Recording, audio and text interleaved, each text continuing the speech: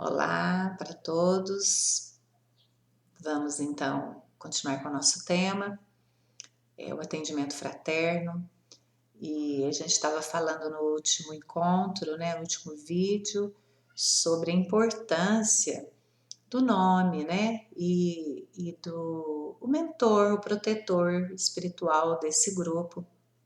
Porque sempre que a gente se organiza para qualquer atividade positiva, especialmente as de caráter espiritual, né, que a gente sabe, a gente pode, a gente sabe, na verdade, que pode contar com um mentor para nos acompanhar os trabalhos, né? E neste caso também é o protetor do grupo.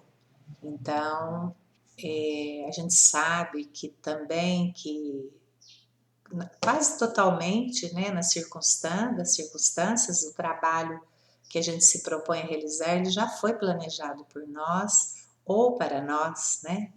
E na espiritualidade, então a gente já conta aí com um benfeitor para esse grupo.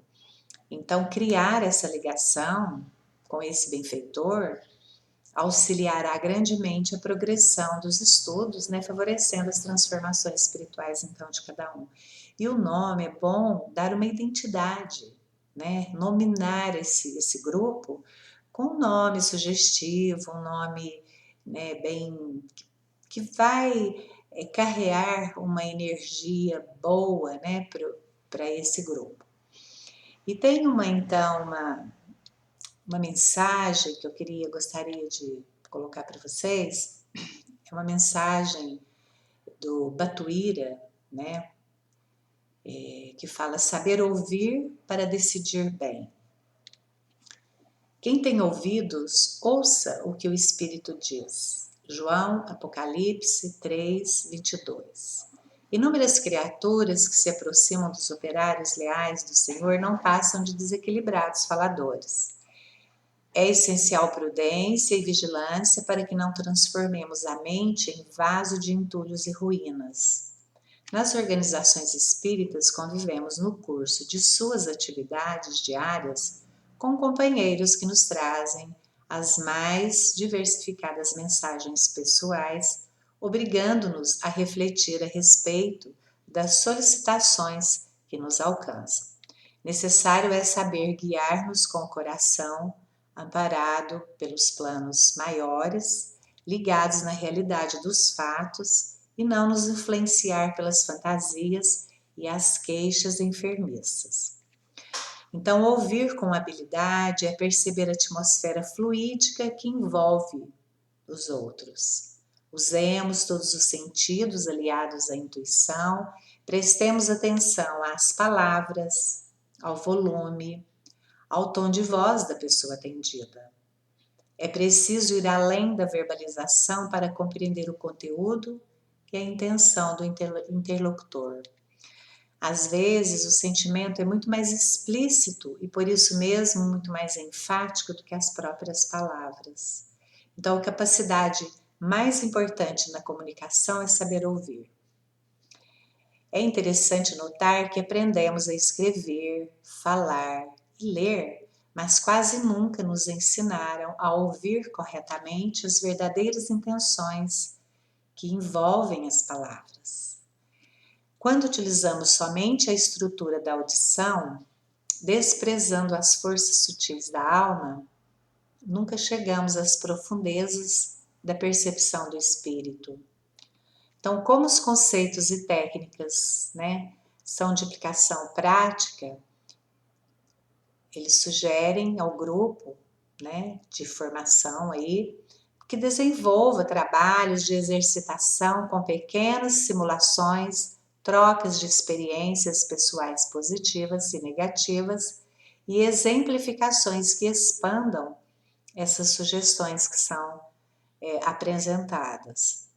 Então, escutar é simplesmente manter um diálogo convencional, passageiro e corriqueiro.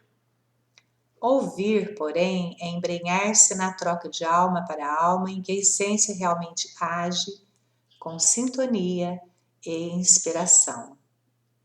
Não podemos nos esquecer de que nosso objetivo é ouvir para que, obtendo uma noção clara do que a pessoa está dividindo conosco, possamos aconselhá-la o mais corretamente possível.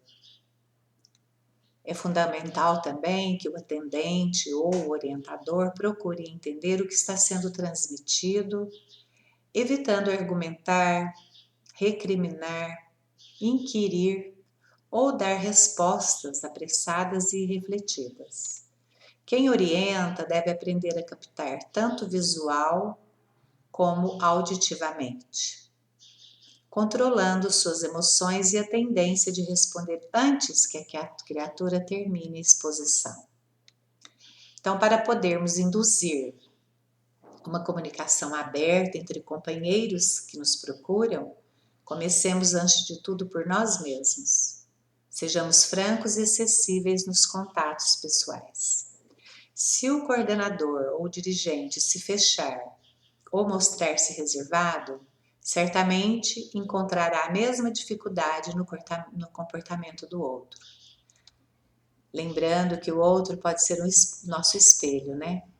A prece, aliada à inspiração dos bons espíritos, dará o significado e a verdadeira intenção do intercâmbio verbal.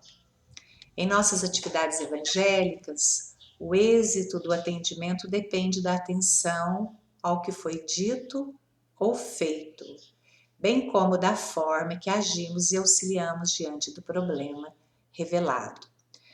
O apóstolo João recomenda a necessidade de ouvir o que o Espírito diz. Entendia que somente dessa forma é que se pode utilizar com sabedoria do silêncio ou da palavra. Então, diferenciar com segurança a sombra da luz e separar com sensatez o joio do trigo. A luz do mundo ouvia espiritualmente as situações, portanto, auxiliava sem ofender, esclarecia sem ferir, ensinava sem perturbar. O Cristo Jesus instruía falando e exemplificando.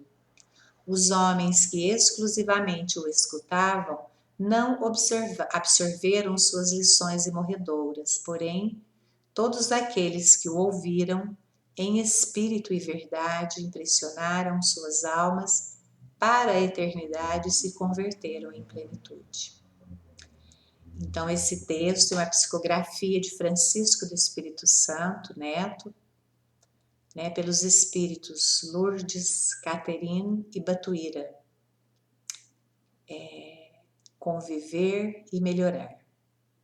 Então, ele deixa claro aqui a necessidade, de nós ouvirmos, não sermos afoitos, não darmos respostas apressadas e não escutarmos apenas com o ouvido físico, com esse sentido do físico, mas ouvir com a alma, com o coração, porque as palavras nem sempre traduzem exatamente a emoção, o sentimento, o que vai dentro do coração das pessoas. Às vezes a pessoa fala uma coisa que não condiz com a realidade dela, ou porque não quer se abrir, ou porque não compreende, não sabe como, ou às vezes não sabe nem o que se passa consigo mesmo. Então o atendente, ele tem que estar com esse feeling.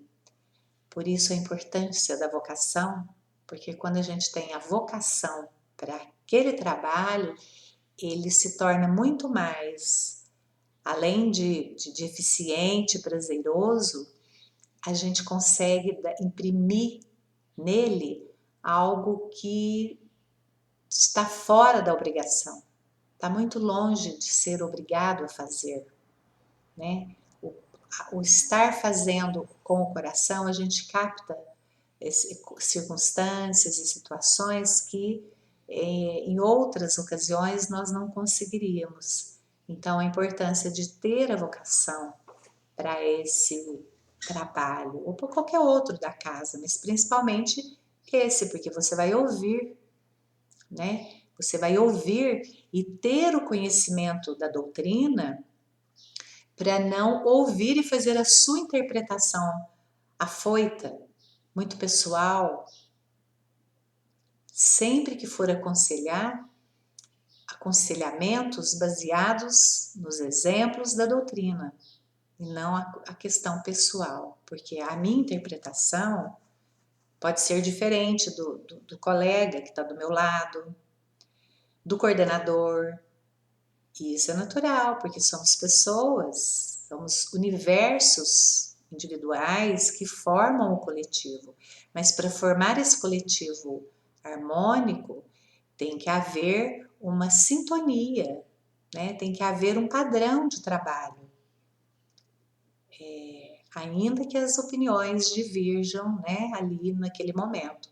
Mas é importante que a gente não expresse essa impressão pessoal, mas toda palavra ser baseada na doutrina, no Evangelho, no Livro dos Espíritos, no Livro dos Médiuns, né? Na Gênese, é um Pentateuco, é um conteúdo riquíssimo que pode ser ali elucidado e explicado para o atendente, levando em conta, obviamente, que nem sempre o atendido está apto a interpretar e ouvir aquilo que você está falando. Então você tem que ter a sabedoria naquele momento de saber o que vai falar, como vai falar. Não discorrer uma teoria enorme para a pessoa que não está pronta para ouvir. Às vezes ela quer apenas falar. Então, como o Batuíra nos diz, né? Falar, aliás, desculpe, quem tem ouvidos, ouça o que o outro está dizendo, né? Então, porque às vezes a pessoa vem com uma gama de queixumes que, principalmente quando queixa da sua situação, mas que está relacionada ao outro. E a gente sabe que tudo tem a ver com a gente. É como eu interpreto aquilo que vem para mim. Por mais difícil que seja, porque pega o orgulho, pega a vaidade, pega a arrogância, pega uma série de situações que a gente transfere para o outro, não é a gente. Mas é sempre conosco. Tudo tem a ver com a gente. Então fica esse lembrete, né? E lembrando também que empatia, que é algo que a gente precisa ter assim, bem fortalecido neste momento do atendimento. E o que é uma empatia? Às vezes você compreender aquela dor do outro, não viver a dor do outro, nem trazer a dor do outro para você. Porque se a gente fizer isso, a gente se envolve emocionalmente e aí você perde a capacidade, a lucidez, né? Aquela consciência do caminho que você, da conduta adequada para tentar ajudar, né? Com amor e com eficiência aquele amigo, aquele companheiro que está à sua frente. Então, empatia é saber enxergar a alma do outro, sem julgar nada do que está ali. É respeitar o espaço e o tempo de cada um. Por quê? Saber enxergar a alma do outro, porque nem sempre o que ele fala é o que vai no seu coração. Respeitar o espaço e o tempo. Nem todo mundo está pronto para chegar e discorrendo sobre tudo o que acontece, porque são dores da alma. Então a pessoa às vezes vai falar com mais timidez, com medo, com vergonha. Então, respeitar o tempo e o espaço de cada um. Compreender que as dores pesam de jeitos diferentes. O que é muito doloroso para mim pode não ser ou nem tanto ser para o outro, né? Então, nem sempre o que é fácil para você também vai ser fácil para o outro. O que é fácil compreender aqui é difícil para o outro compreender ali, porque somos seres em estágios de compreensão, de consciência diferentes uns dos outros, né? Por mais que nós tenhamos uma origem divina, criados pelo mesmo Pai, pela mesma fonte, somos individualidades que formam o todo, que somos um, né? Que a gente sempre diz. Então, cada um traz um projeto de vida, traz um compromisso, traz maneiras de olhar para a vida, de interpretar as circunstâncias que vêm para cada um, né? E às vezes, e na maioria, hoje em dia, a gente somos uma humanidade com uma porcentagem muito pequena consciente. A maioria está perdido, sofrendo muito, por escolhas, por situações muito densas, né, que estão acontecendo e que colocam a gente em situações onde a gente não sabe, se perde na hora das escolhas. Então, um grupo harmônico, centrado na doutrina, firme, né, é de grande ajuda numa casa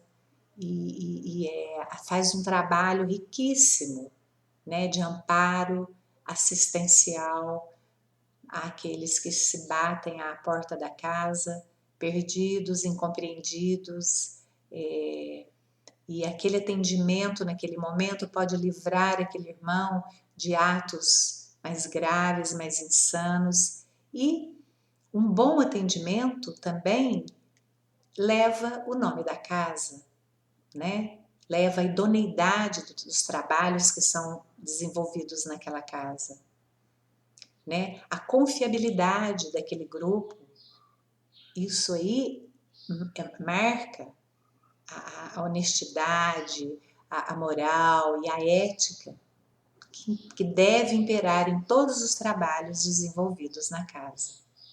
Então, ao candidato, a gente deseja que ele tenha muito amor, sinta, né? O amor não é ter, é sentir. Amor, empatia, acolhimento daquele que chega, né? Com alegria, com sinceridade, com firmeza, muito importante, com muita firmeza, mas ajudando o outro a fazer a sua travessia sem querer fazer a travessia por ele. Eu desejo que esses vídeos tenham sido de ajuda, né? Estamos mais uma vez, isso vai para o canal da casa, mais uma vez a gente se coloca à disposição para aquilo que é possível, até onde a gente saiba, né? Responder e ajudar aquelas dúvidas que podem surgir. Lembrando também que a casa tem sempre um coordenador do grupo que pode ser reportado, né, consultado por aqueles que estão aí se candidatando ao grupo de atendimento fraterno. Muita paz a todos.